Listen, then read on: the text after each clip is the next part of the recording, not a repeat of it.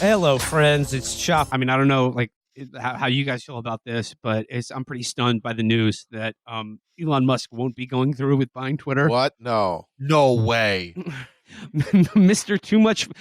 Too Damn Follow Through has not followed through, and it just look. And you know what? I don't know if you guys noticed this or not, but as soon as I saw the news that he was backing out of the deal, I immediately noticed that all my posts were being shadow banned again after they weren't being shadow banned. It's amazing. Like this cold wind just blew across my fucking timeline. Do you notice how like the unthinkable keeps happening?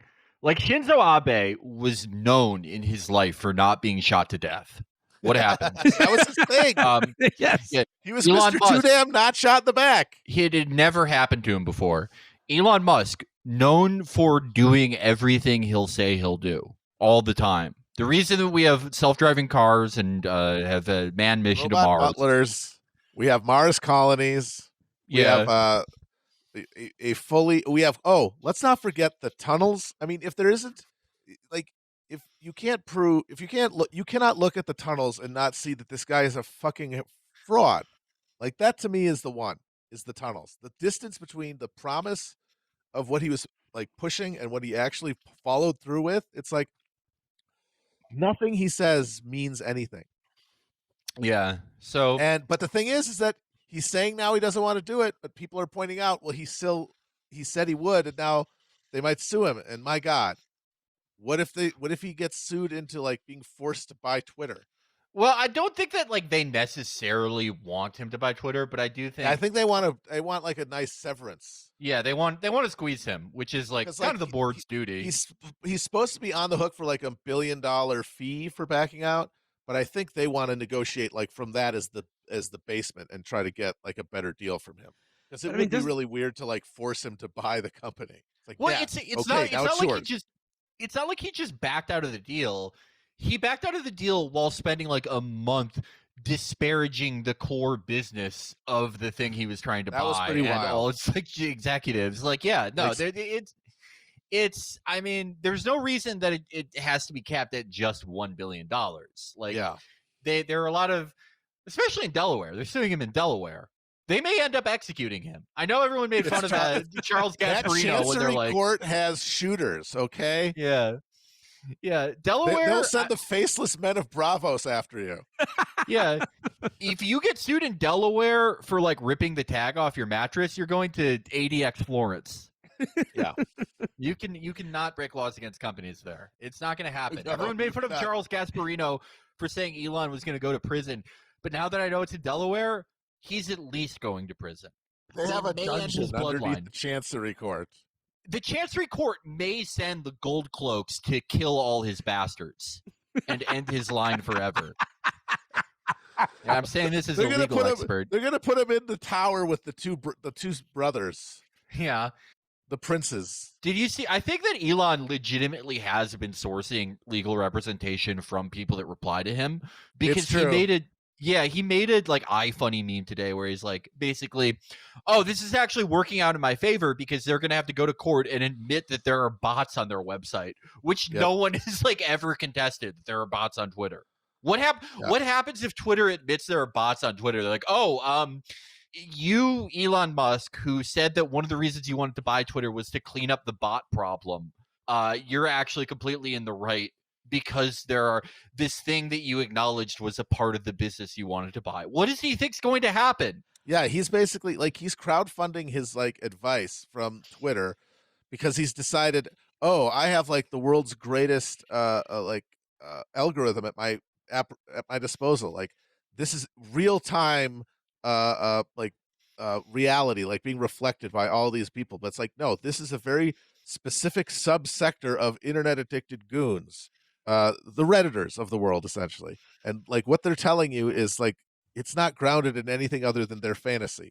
Lawyers, they're driving him into a wall. There is a reason, if you see a lawyer on Twitter, there is a reason he's on Twitter. It's because they are a bad lawyer. It's one of the closest things to a universal rule you have on Twitter is that the more your lawyer tweets, the worse a lawyer he is.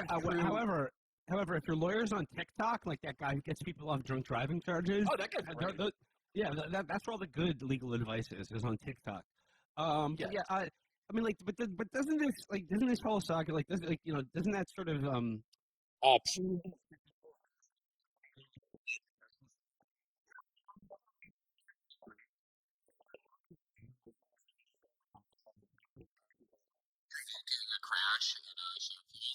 Yeah, Yeah, I think that's the most likely. because like people say, like he did it on a whim, like, oh, I wanted to get the Babylon Bee their account back or something like that.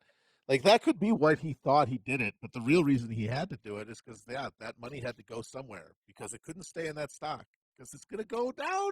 It's gonna go down, and then it started going down big time, and now it is just fucking. It's in like a controlled demolition right now. Yeah, so it is down. It's down about like it's been down as much as like 30, 38, 39% off peak.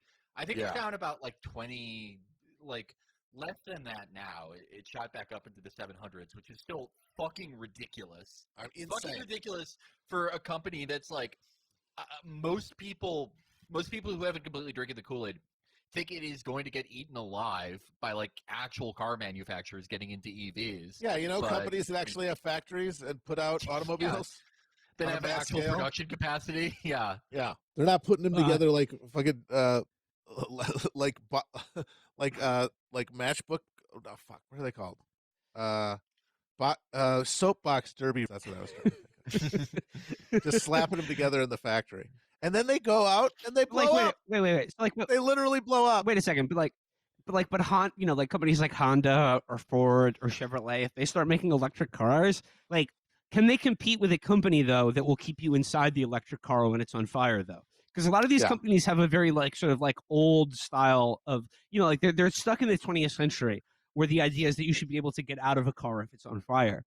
But like, can they compete with Tesla, which has sort of revolutionized the electric car space? This is exactly why Tesla is going so insanely hard on the self-driving, even though it is so dangerous and has killed so many people and it's exposed them to so much potential liability and legal fees and lawsuits. It's because they need to have a value proposition.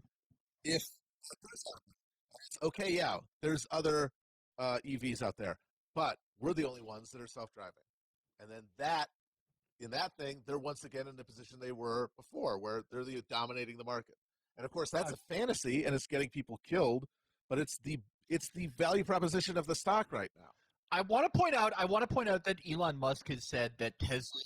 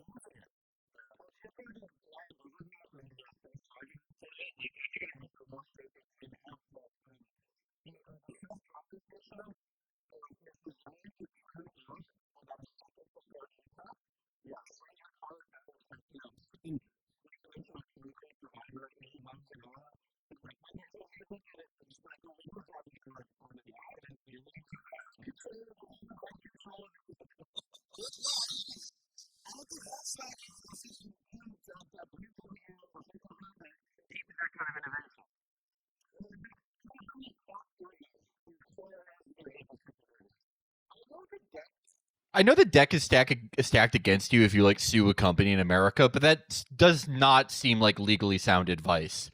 I don't think he's ever gotten advice from a lawyer who wasn't on Twitter. Yeah, that's it.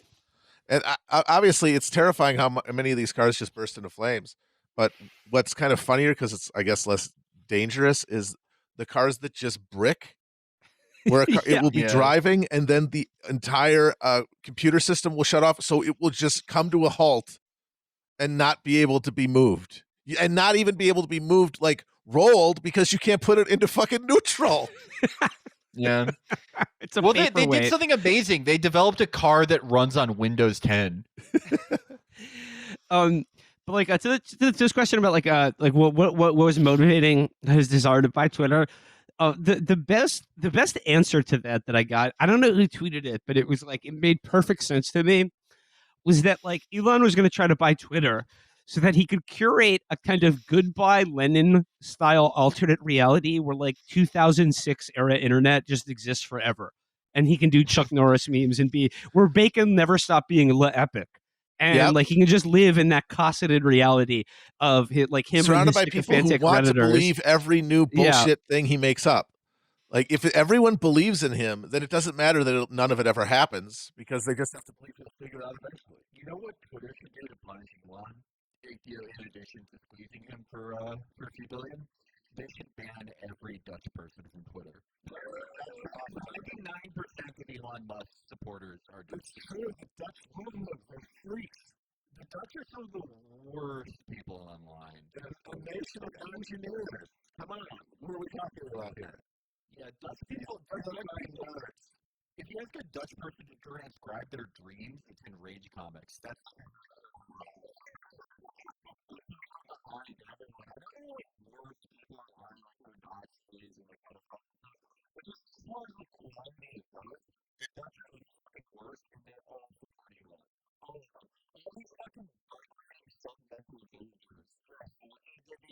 they see a tunnel and they lose their minds. Yeah. My name is Bjorn Haverspoon, and I saw a fucking a tunnel the width of a single automobile, and it's the most amazing fucking thing I've ever seen in my life.